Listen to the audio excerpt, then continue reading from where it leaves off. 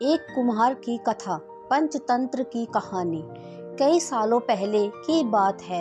एक गांव में युधिष्ठिर नाम का एक कुम्हार रहता था। दिन में वह मिट्टी के बर्तन बनाता था और जो भी पैसे मिलते थे उनसे शराब खरीद कर पी लेता। एक रात वह शराब के नशे में अपने घर लौट रहा था। वह इतना नशे में था कि ठीक से चल भी पा नहीं रहा था। अचानक उसका पैर लड़खड़ाया और वह जमीन पर गिर पड़ा। जमीन पर कांच के टुकड़े पड़े थे, जिनमें से एक टुकड़ा उसके माथे में घुस गया। उसके माथे से खून बहने लगा। इसके बाद कुम्हार किसी तरह उठा और अपने घर की ओर चल दिया। अगले दिन जब उसे होश आया तो वह वैद्य के पास गया और पट्टी करवा कर दवाई ली।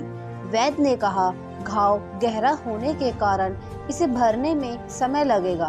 पूरा भर जाने के बाद भी इस घाव का निशान नहीं जाएगा। इसके बाद कई दिन बीत गए। अचानक उसके गांव में सूखा पड़ गया। सभी लोग गांव छोड़कर जाने लगे। कुम्हार ने भी गांव छोड़कर जाने का फैसला किया और दूसरे देश की तरफ निकल गया। नए देश में जाकर वह राजा के दरबार में नौकरी मांगने गया।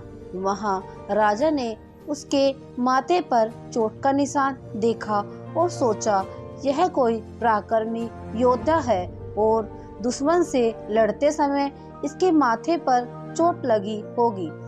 यह सोच राजा ने उसे अपने दरबार में एक खास जगह दे दी और उस पर विशेष ध्यान देने लगे। यह देखकर राजा के दरबार में मौजूद राजकुमार, सेनापति और अन्य मंत्री उससे जलने लगे। ऐसा कई दिनों तक चलता रहा। एक दिन शत्रुओं ने राजा के महल पर हमला कर दिया। राजा ने अपनी पूरी सेना को युद्ध के लिए तैयार किया। उसने युधिष्ठिर से भी युद्ध में जाने के लिए कहा। युधिष्ठिर जब युद्ध भूमि की तरफ जा रहा था तो राजा ने उससे पूछा कि उसके माथे पर यह चोट किस युद्ध में लगी। इस पर कुम्हार ने सोचा कि अब वह राजा का भरोसा जीत चुका है। अब अगर वह राजा को सच बता देगा तो कोई समस्या नहीं होगी। यह सोचकर उसने राजा से कहा, राजन, मैं कोई योद्धा नहीं हूँ। मैं तो एक साधारण सा कुम्हार हूँ।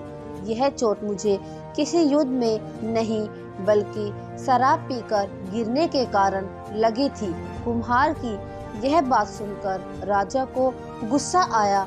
उसने कहा, तुमने मेरा विश्वास तोड़ा है और मुझे छल कर दरबार में इतना ऊंचा पद पाया है। निकल जाओ मेरे राज्य से।